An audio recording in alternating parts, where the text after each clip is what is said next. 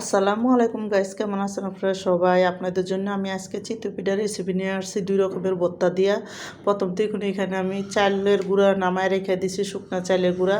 তো চালের গুঁড়া একটু লবণ দিয়ে ভালো করে চালের গুঁড়াটা ভাঙিয়ে তারপরে আমি গরম গরম বলকান্না পানিটারে দিয়ে অল্প পানি দিয়া হাত দিয়ে ডইলা ডইলা ভালো করে আমি একটু মাখমু, আর ভালো করে মাইখে আর একটু পানি দিমু, দিয়ে কিন্তু আমি এই পানিটা দিয়ে আমি একটা জায়গায় 1 ঘন্টার মতন আমি এই ইয়াটা মাইখা রাইখা দিমু, যাতে চালের গুঁড়োটা ভালো মতন ভিজে আর আঠা আঠা হয়। তো এই জন্য কিন্তু দেখুন আমি এখানে হাতে মুইতে ভালো করে কিন্তু এই চালের গুঁড়োটা এক জায়গায় রাইখা আমি কিন্তু 1 ঘন্টা এক জায়গায় রাইখা দিমু, রাইখা ডাইকা থুয়ে দিমু।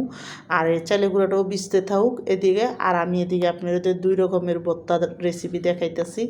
তো দেখুন এদিকে চালের গুঁড়াটা রাইখা দিতেছি আমি একটা সাইডে, রাইখা আমি কিন্তু ভর্তা বানাবো এখন। প্রথম দেখুন আমি লাল মরিচের ভর্তা বানাবো, খালি মরিচ আর রসুন দিয়া।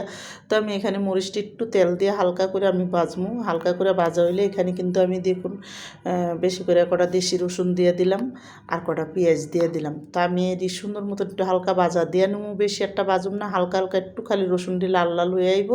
তারপরে কিন্তু আমি বাচ্চা দেখুন একটা ইয়ার উপরে উঠাই দেবো। তো উঠাই এখানে কাঁচামরিচ রসুন পেঁয়াজও আমি একটু বাজ্যা নেবো হালকা করে, আর এখানে আমি ধনিয়া পাতার ভর্তা বানাবো। তো দেখুন এখানে কিন্তু এটিও একটু হালকা ভাজা দিয়ে আমি ধনিয়া পাতাটি দিয়ে দিলাম একসাথে বেশি করে। তো ধনিয়া পাতাটা দিয়েও কিন্তু আমি সুন্দর করে ধনিয়া পাতাটাও সুন্দর মতন ভাজা নেবো একটু হালকা।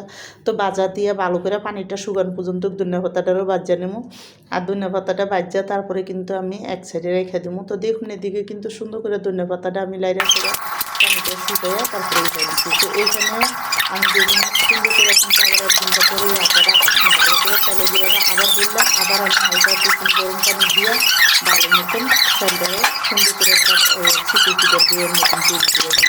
তো এখানে দেখুন পানি দিয়ে সুন্দর করে আমার ইয়াটা কিন্তু তৈরি করা হয়ে গেছে। আর আমি এখানে এক চামচের কমে দিচ্ছি, খাবার দিয়ে দিচ্ছি। তো দিয়ে কিন্তু তারপরে কিন্তু আমি দেখুন একটা লোহার কড়াই বসাইছি। এবার কড়াইটা ভালো মতন গরম করে আমি একটু তেল আর পানি দিয়া সুন্দর করে কড়াইটারে আমি কিন্তু পুচ্ছা নেবো। তো পুচ্ছাই এখানে কিন্তু আমি পিঠাটি দিয়ে দেবো। তো দেখুন এখানে ডোরা যখন হয়ে গেছে আমি পিঠাটি দিয়ে দিতেছি, আর পিঠাটা দিয়ে সুন্দর করে পিঠাটা হওয়ান পর্যন্ত রান্না করে নেবো। তো আমার এই জাল জাল 2 রকমের ভর্তা দিয়ে চিতই পিঠার রেসিপিটা যাদের পছন্দ তারা লাইক সাবস্ক্রাইব দিন, প্লিজ আমার ভিডিওটা বেশি বেশি শেয়ার করে দিন আর সাবস্ক্রাইব করে দিন। আর এইভাবে একবার হলেও চিতই পিঠা বানায় খেয়ে দেখেন, গরম গরম অনেকই মজা লাগে। তো দেখুন আমি এক পিঠ যখন হয়ে গেছে হালকা একটু উড়াই দিছিলাম, দিয়ে কিন্তু পিঠাটি উড়াই লাইছি, আর পিঠাটি অনেক সুন্দর ছিদ্র হয়েছে। আর দেখুন এরকম করে আপনাদের আমি আরও 1 কলা পিঠা দেখাইতেছি। তো আমি কিন্তু পিঠাটি এদিকে বানান শেষ, আমার ভর্তাটাও বানান শেষ, পিঠাটি কিন্তু হয়ে গেল।